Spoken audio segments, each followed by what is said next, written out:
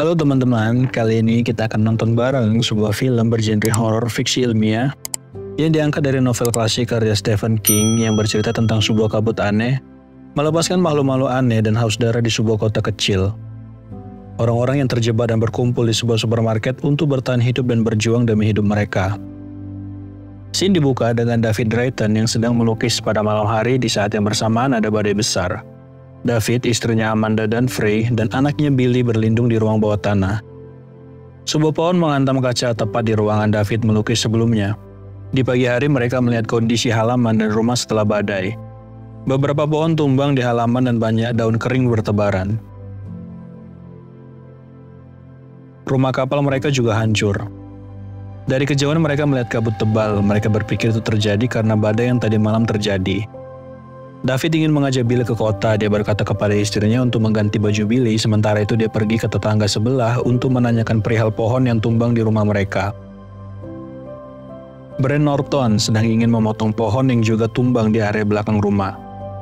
David yang awalnya ingin mempermasalahkan pohon tumbang yang menghancurkan rumah kapal mereka melihat bahwa mobil Brent juga menjadi korban pohon tumbang. David ingin pergi ke kota untuk berbelanja perlengkapan karena mobil Brent tidak bisa digunakan. Dia ingin menumpang dengan David dan pergi bersamanya ke kota. Terlihat beberapa mobil bantuan menuju arah yang berlawanan. Beberapa daerah mengalami mati listrik. Bahkan siaran radio juga tidak berfungsi, hanya beberapa siaran yang dapat gelombang. Terlihat juga beberapa mobil angkatan militer mengikuti mobil bantuan yang pertama mereka temui. Brent berkata ada sebuah proyek yang dilakukan pemerintah bernama Project Arrowhead. Brent bertanya ke David apa yang dia ketahui soal proyek itu. David berkata di sana ada penelitian pertahanan misil, namun ada sebuah konspirasi bahwa seorang wanita bernama Edna, pemerintah menghancurkan piring terbang di sana dengan tubuh alien yang membeku. Selagi berbicara, mobil-mobil dari angkatan militer berlaju kencang dari arah yang berlawanan. Mereka seperti sedang terburu-buru. David, Brent, dan Billy sampai di sebuah supermarket. Jaringan telepon masih tidak berfungsi. David ingin menelepon dari telepon umum. Billy masuk ke supermarket dengan Brent. Telepon umum juga tidak berfungsi. David kembali ke supermarket bertemu dengan Sally. Di supermarket seluruh listrik mati dan kasir menggunakan cara lama untuk menghitung barang-barang yang dibeli. David juga menyapa Oli yang tanpa sibuk memasukkan semua belanjaan ke kantong belanja. Kemudian bertemu dengan Billy di lorong supermarket dan membeli barang sesuai catatan. Selagi mengantri di kasir, 3 orang angkatan militer masuk ke dalam supermarket. David menyapa Ibu Rappler, setelahnya polisi militer juga datang ke supermarket. Beberapa mobil kepolisian melaju dengan kecepatan tinggi. Semua orang yang berada di supermarket melihat hal itu bertanya-tanya, sebenarnya apa yang terjadi?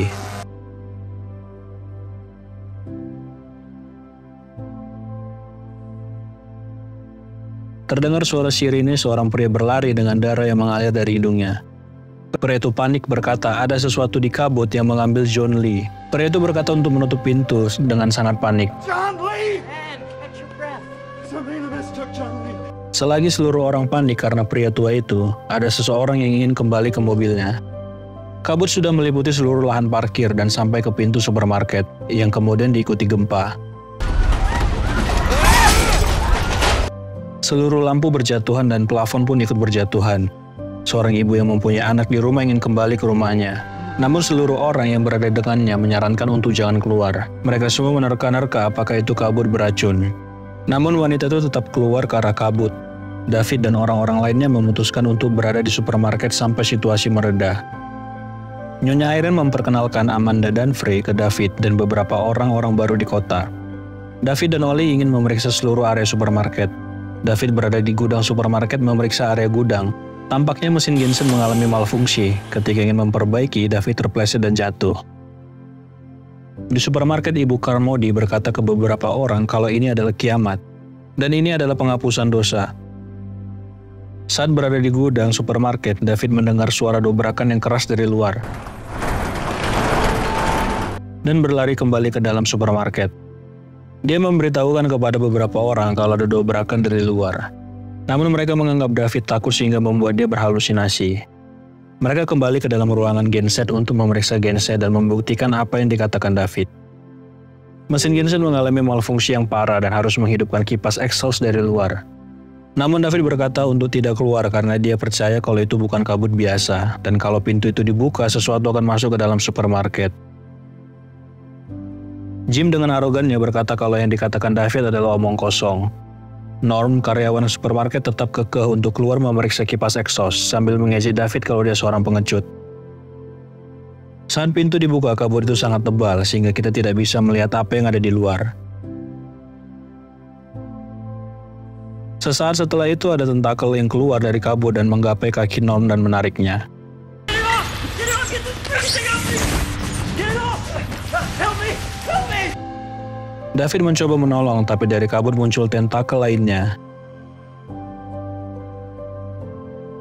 Tentakel juga menyebabkan luka di tubuh Norm yang membuat dia kesakitan dan tersiksa. Jim dan Myron yang awalnya menyepelekan dikatakan David hanya bisa terdiam melihat Norm yang diserang tentakel. Oli, kepala kasir, mencoba menolong menggunakan kapak, namun tentakel berhasil menarik Norm keluar dari ruangan garasi. Mereka masih berusaha untuk menarik Norm kembali ke dalam, tetapi tentakel itu sangat kuat, dan Norm pun menghilang di kabut. Untungnya genset bisa kembali dinyalakan. Saat pintu garasi mulai menutup, David mengambil kesempatan untuk memotong bagian dari tentakel itu. Jim tetap bersikap arogan. Dia mengatakan kalau harusnya David mengatakan lebih jelas jika apa yang didengar dia berasal dari luar. David yang sudah mencoba menahan emosinya tersulut dan memukul Jim karena mereka berdua, anak itu, kehilangan nyawanya.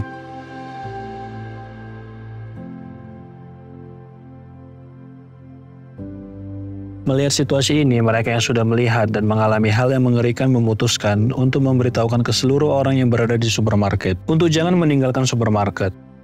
Namun sepertinya susah untuk meyakinkan orang lain tentang apa yang mereka alami.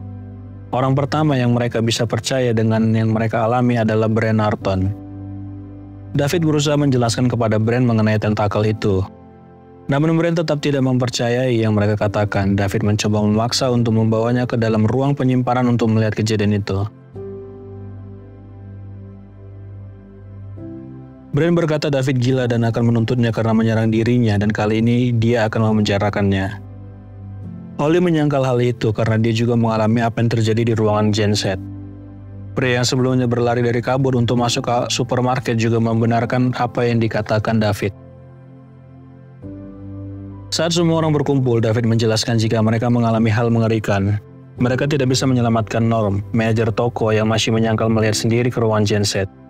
Di situ masih ada tentakel dan bercak merah. Ketika disentuh, tentakel itu masih bergerak namun sesaat mengeluarkan asap dan mati.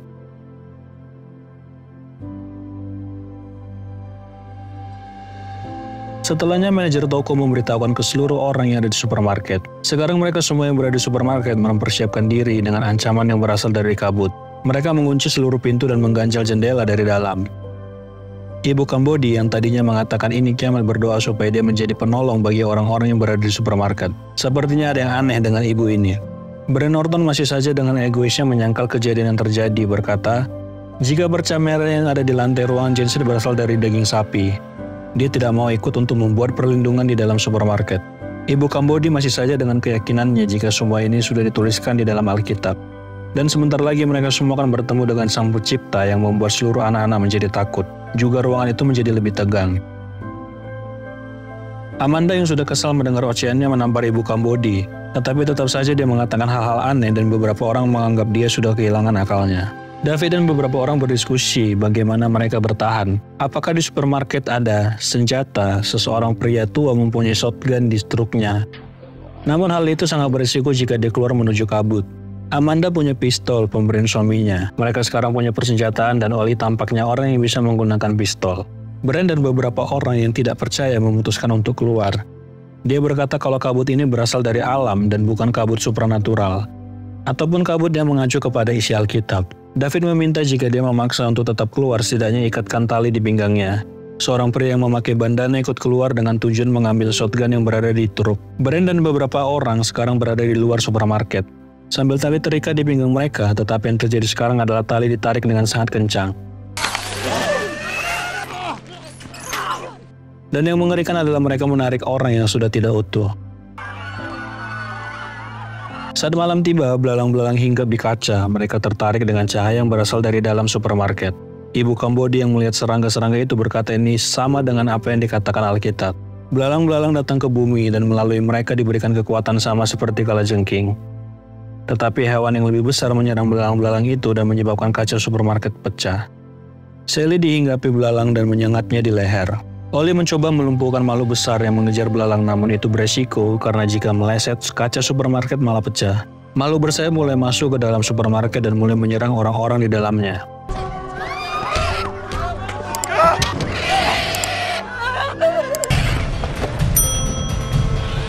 Situasi menjadi kacau sehingga menyebabkan kebakaran di dalam supermarket. Juga menyebabkan Sally kehilangan nyawanya. Situasi semakin sulit, ada yang percaya jika apa yang dikatakan Ibu Carmody benar. Dan yang paling memilukan adalah Ibu Hattie yang memutuskan untuk meminum obat tidur dengan dosis tinggi. Di pagi hari, David memutuskan untuk keluar ke apotik untuk mengambil persediaan obat selama mereka berada di dalam supermarket. Ibu Carmody malah mengatakan hal itu membuat monster dari luar mengetahui keberadaan mereka dan membuat situasi semakin rumit. Dengan mulai banyaknya pengikut dia yang percaya karena apa yang dikatakannya soal belalang-belalang itu benar. Dia semakin memperkeruh suasananya yang membuat seorang nenek melempar kaleng ke kepalanya. Mereka keluar secara perlahan dan beruntungnya bisa masuk ke dalam apotik. Saat mengumpulkan persediaan obat, Jim melihat banyak manusia tergantung dan tergulung jaring laba-laba. Termasuk Brent Norton yang meminta tolong juga meminta maaf karena tidak mendengarkan yang mereka katakan. David mencoba mengeluarkan Brent dari gulungan jaring, namun sayangnya di tubuhnya sudah bersarang banyak anak laba-laba.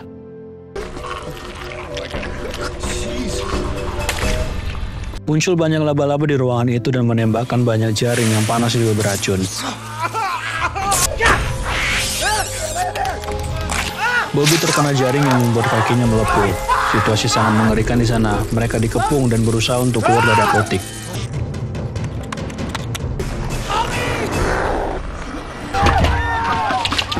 Sesampai di supermarket, mereka dalam keadaan yang sangat trauma. Kembali lagi ke Ibu Carmody, sekarang dia sudah banyak pengikut yang mulai percaya dengan apa yang dikatakannya termasuk Jim. David bertanya ke prajurit yang bernama Jessup, di mana dua teman lainnya. Di saat mereka memeriksa ke ruangan genset, dua temannya sudah memilih jalan lain. Jim yang melihat mereka menarik Jessup, dia mengatakan jika semua ini karena orang-orang yang bekerja di militer dan mereka menyembunyikan sesuatu. Tentang proyek Arrowhead dan misi rahasia di gunung, Ibu Carmody memaksanya untuk menjelaskan tentang semua ini. Apa yang menyebabkan kabut ini muncul? Prajurit itu bercerita kalau ilmuwan yang melakukan misi rahasia di gunung membuka jendela ke dimensi lain, yang membuat makhluk-makhluk ini datang ke bumi. Mendengar penjelasan itu, Ibu Carmody semakin mengatakan hal-hal yang tidak masuk akal yang membuat suasana semakin ricuh. Juga beberapa pengikutnya menghakimi prajurit itu. Dan yang lebih parah lagi, seorang pengikutnya mengarahkan pisau ke prajurit itu. Dengan ucapan Ibu Carmody, mereka melemparkan prajurit itu keluar dari supermarket. Tidak perlu menunggu lama, makhluk besar segera menangkapnya. Para pengikut Ibu Carmody tersenyum melihat hal itu, dan dia berkata besok kita akan menunggu dan melihat apa yang akan terjadi. Di malam hari melihat situasi yang semakin sulit, David berencana untuk kabur keluar dan lari menggunakan mobilnya. Tetapi lagi-lagi Ibu Carmody mengetahui rencana mereka dan melarang mereka keluar dengan alasan dia adalah utusan Tuhan. Sekarang sudah ada dua kubu. Ibu Carmody berteriak, ambil anak itu dan ambil wanita itu. Habisi mereka semua.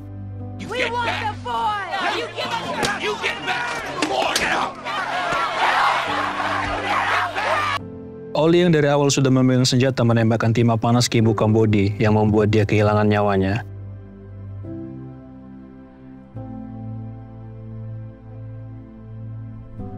Segera mereka berlari keluar ke arah parkiran untuk mengambil mobil.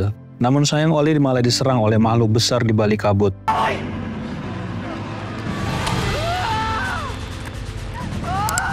Satu persatu mereka diserang. David berhasil masuk ke dalam mobilnya.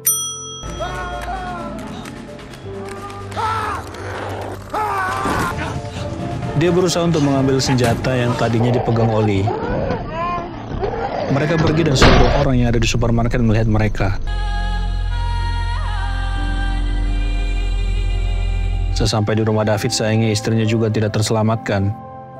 Mereka kembali berjalan di jalan-jalan banyak manusia-manusia yang sudah tidak terselamatkan. Dan mereka menyaksikan makhluk yang sangat besar di balik kabut.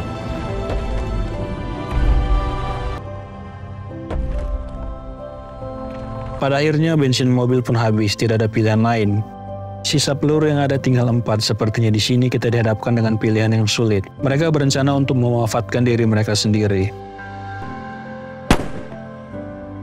Hal memilukan dialami David dengan tindakannya yang tidak mau menunggu sebentar saja.